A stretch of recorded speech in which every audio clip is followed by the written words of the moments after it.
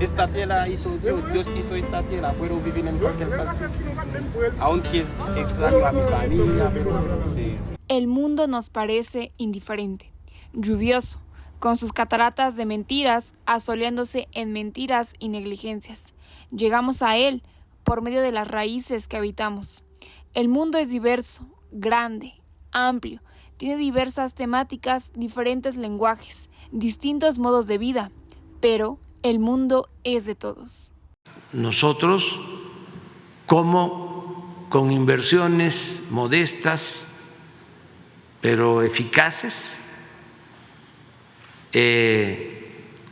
y con dimensión social, se ha logrado apoyar en El Salvador, en Honduras, se ha reducido considerablemente el flujo migratorio.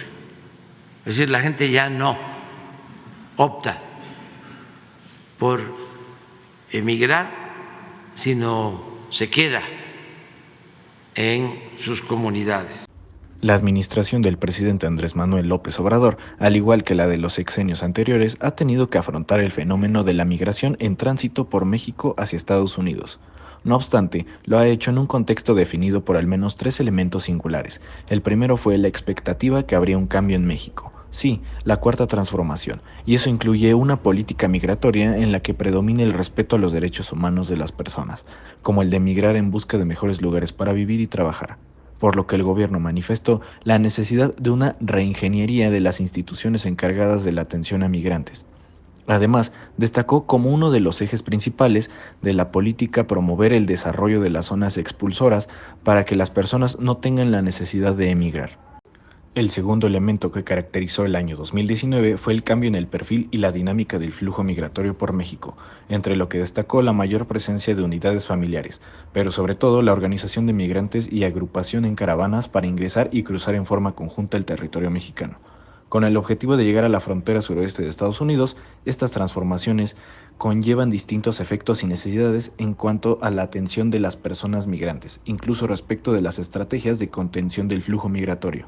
La nueva administración en el país afrontó una escalada de amenazas que llegó a su cúspide en mayo de ese año, con una situación inédita en la relación bilateral entre ambos países, el ultimátum de imponer aranceles sobre los productos mexicanos si el gobierno de López Obrador no lograba reducir la migración irregular que llegaba hasta la frontera México y Estados Unidos.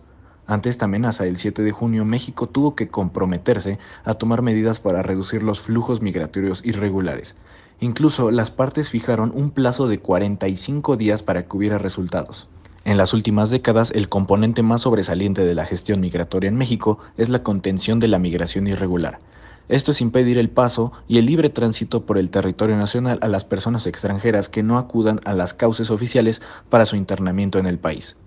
Los sucesivos gobiernos mexicanos han desplegado y dispuesto todo un aparato encargado de detectar, detener y deportar a los migrantes en situación irregular, tanto a nivel de frontera como en el interior del territorio, la conocida como frontera vertical. ¿Por qué México ha optado por una política de contención? A lo largo del tiempo se han dado diversas respuestas a esta interrogante. Entre las principales razones y justificaciones de esta contención se han señalado el cumplimiento de la legalidad vigente, la seguridad nacional, las presiones e influencia de Estados Unidos y la protección de los migrantes. Bajo olas de calor, sudor, cansancio, falta de sueño, falta de las 3 comidas del día y una sonrisa en el rostro, los migrantes esperan fuera de las instituciones migratorias de la Ciudad de México una respuesta ante su residencia en el país. Me llamo Rubens. ¿De dónde? Soy de Haití.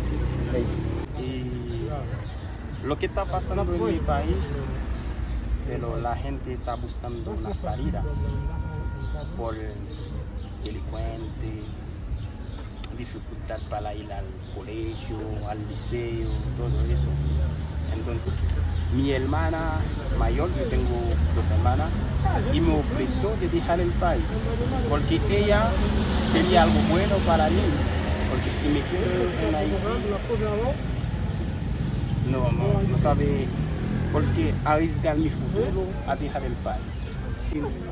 era un poco difícil para mí dejar, porque cuando uno deja su país natal, es como dejar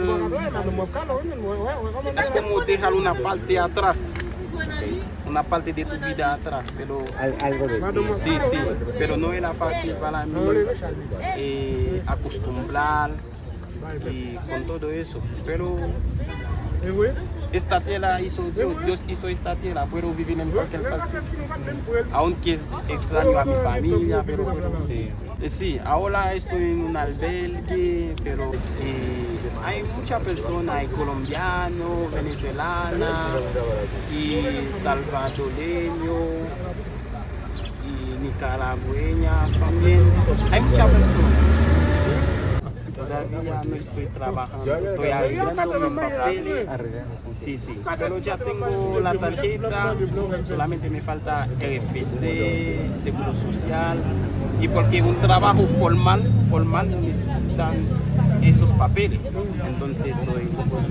Sin embargo, la política mexicana respecto de la migración en tránsito por México no puede reducirse a la contención, sino que debe tener una dimensión de protección de los migrantes ante los abusos, agresiones y discriminación que sufren al transitar de manera irregular por tierras mexicanas. ¿Por qué México debería y debe optar por la protección de los migrantes? La respuesta en este caso está centrada en las obligaciones del Estado como garantías de los derechos humanos de los migrantes. En el sexenio de Vicente Fox Quesada, el gobierno mexicano puso en marcha el Plan Sur, programa que consideraba la contención de los migrantes en tránsito por el país en círculos graduales, desde los estados de Chiapas y Tabasco hasta el istmo de Tehuantepec, y también la combinación de esfuerzos interinstitucionales entre las diferentes agencias municipales y estatales para el control efectivo de los flujos que ingresaban por la frontera sur. En el sexenio de Felipe Calderón Hinojosa predominaron dos cuestiones, la seguridad nacional y el combate contra el crimen organizado. Además, ambos fungieron como la lente a través del cual se observaron asuntos de la agenda, como la migración. En este sentido, aunque los círculos de control, los puntos de revisión y la militarización de la frontera sur no estaban explícitamente recogidos como el Plan Sur, las medidas empleadas en el plan de reordenamiento de la frontera sur fueron incluso más estrictas. El involucramiento de fuerzas de seguridad para hacer una frontera más segura y luchar contra el crimen organizado fueron empleadas, entre otras, para aplicar la ley de migración. El presidente de los Estados Unidos firmó 2 órdenes ejecutivas relacionadas con nuestro país. Una para implementar medidas migratorias y otra para extender el muro en la frontera.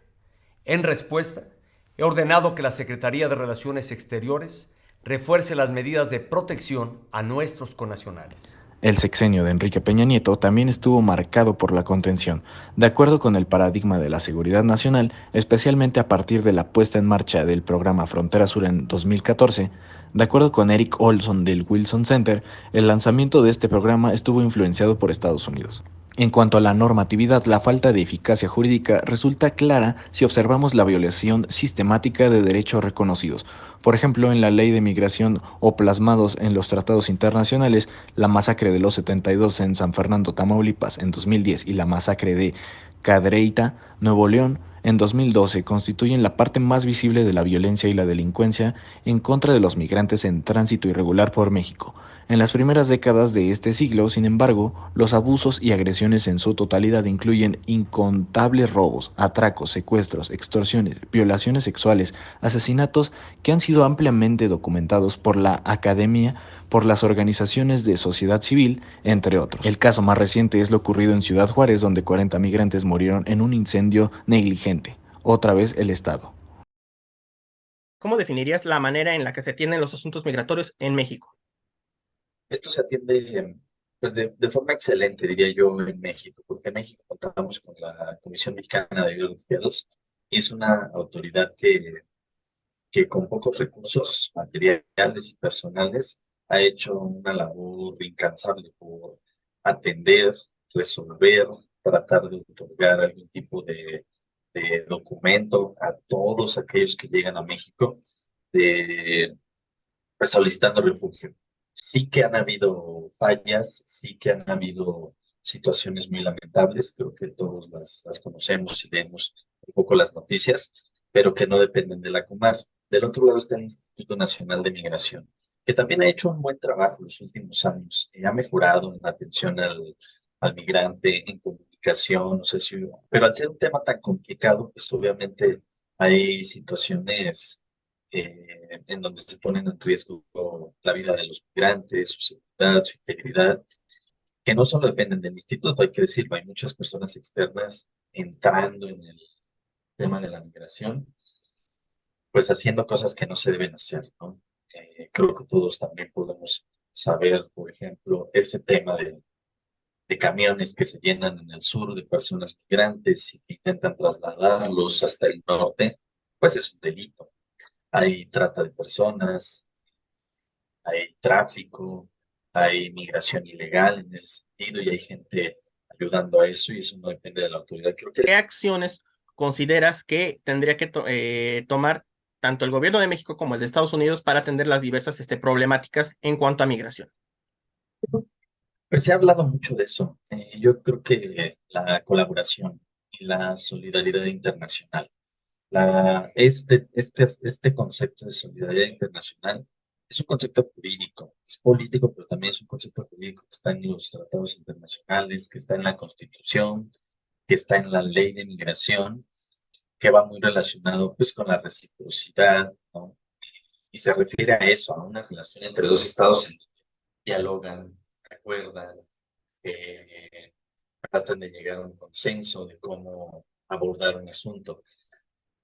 El problema es que no siempre hay colaboración, ni consenso, ni diálogo, y muchas veces, lamentablemente, México se ha visto en una posición, pues hay que decirlo como es, de subordinación ante las políticas migratorias de Estados Unidos. Entonces, por ejemplo, o sea, hace poco se modifican las leyes para refugiados en Estados Unidos, se devuelven a muchas personas a México, y eso no está planificado, es lo que yo te decía, ¿no? O sea, económicamente, ¿qué representa eso? Política y jurídicamente, es exigencia de recursos. La ley migratoria no está mal, tiene cosas que mejorar, sí, y tiene que irse actualizando también, pero una reforma radical yo no lo considero. Yo más bien creo que el punto está en muy posiblemente destinar más recursos, por ejemplo, a la institución que es la Comar, más recursos también al Instituto Nacional de Migración y darle un sentido más claro humanitario. Y como sociedad tenemos que mejorar también porque seguimos siendo una sociedad racista y hay que entender la diferencia. Sí hay que entender que muchos migrantes, tal vez la mayoría, no migran por gusto. Como abogados, pues hace falta seguir atendiendo los casos también desde una perspectiva más humanitaria, no solo guiados por el sentido económico. La mayoría de las personas extranjeras que llegan a México para establecerse no encuentran cauces legales que les permitan hacerlo de manera segura en el país. La opción de solicitar la condición de refugiado no resulta factible para muchos de ellos, y para quienes sí pueden acogerse a esa opción, se encuentran ante un sistema de refugio colapsado por el volumen de solicitudes y los pocos medios que dispuso el gobierno en 2019 para resolverlas. Mi nacionalidad es aquí de Guatemala, vengo aquí del sur del país. Aquí viviendo ya hace unos 3 años con un hermano y un primo que también nos vinimos de allá de Guatemala para acá, para México. Es que en Guatemala se está viviendo una situación de mucha pobreza, mucha violencia y bueno, se ha empeorado desde la pandemia y todo eso, entonces pues aquí de hecho queremos llegar a Estados Unidos. Tenemos familiares allá, tengo también unos parientes y pues sí, sobre todo la violencia y la pobreza, ¿no?, que se está viviendo en nuestro país. Pues ha sido todo desde que cruzamos la frontera ahí en Chiapas, que cruzamos el río Suchiate y de ahí pues la travesía, ¿no?, hasta acá, pues dormía en la intemperie, a veces hay campamentos de inmigrantes, pero también pues mucho estar pendiente de que no nos dé las deportaciones, ¿no?, que nos agarren y nos regresen, ¿no?, al país. Entonces tenemos que estar ahí muy al pendiente de toda esa situación y pues como siempre el riesgo, ¿no?, de andar de aquí para allá a un lugar que no conocemos, sobre todo la vivienda. Es difícil encontrar un lugar estable y como lo comentábamos ahorita, pues estábamos encaminando hacia Estados Unidos, pero pues necesitamos comer, ¿no?, para papa, necesitamos pues alimentarnos, vestirnos, bañarnos. Entonces ahorita pues ya logramos que nos dieran aquí un trabajito, ¿no?, pero obviamente pues nosotros queremos seguir continuando, ¿no?, con la travesía, ¿no?, estamos de paso, ¿no?, por aquí. El accionar de los gobiernos estadounidense y mexicano ha estado marcado principalmente por el juego político. Estados Unidos ha empleado el fenómeno de las caravanas de migrantes y el auge de los flujos migratorios en 2019 para obtener réditos electorales en las elecciones intermedias y recabar el apoyo del gobierno mexicano en su lucha antimigrante. Por su parte, el gobierno de Andrés Manuel López Obrador ha venido más su nueva política migratoria, que ha dado verdaderos pasos para cambiar la manera de gestionar el fenómeno migratorio. Esto ha propiciado que se interprete que existió un vuelco en la política migratoria el hecho de la entrega de las tarjetas de visitante por razones humanitarias en enero y febrero de 2019 a quienes llegaron en las caravanas. Un verdadero giro en la política migratoria debería ser más sostenible y perdurable en el tiempo. Mi nombre es Yasmín Noriega. Mejor dicho, es Isis Yasmín Suazo Noriega. Es mi nombre completo. Yo soy hondureña. La primera razón fue la falta de empleo en nuestro país. Entonces salí como migrante a Guatemala. En Guatemala conocí a mi esposo y fue como vine aquí a México, llegué a México. Pues la primera vez es poder llegar al país. Entonces migración te agarra y te devuelve a tu país hasta que tú haces las cosas de manera legal. Entonces, lo primero que sacamos fue una constancia para poder salir del país. Y ya después, estando aquí como residentes, tuvimos que sacarla desde Honduras, sacar la FM3. Y esa se paga todos los años, una vez al año. La pagamos como por 7 años consecutivos hasta que nos dieron la nacionalidad mexicana. Pues es un poco triste porque tengo un hermano que siempre ha querido venir para acá, pero no puede porque como no tiene documentos, entonces siempre lo agarra migración, es como de malas. Él sí no tiene como la fortuna de poder pasar como otras personas. A él sí lo han agarrado, entonces a él le ha costado mucho poder... El mundo ya no nos parece indiferente, sino injusto. Los días pasan, los abusos hacia los migrantes caminan en tierras que son de todos y a su vez les hacen creer y sentir que les son ajenas. Este es México en el siglo XXI en cuestiones migratorias. Las raíces que habitamos fue un trabajo de Samara Dolores Mejía, Kevin Jesús Sánchez Mercado, David Yáñez Olivares, Juan Antonio Hernández Felipe y Sebastián López Fuentes.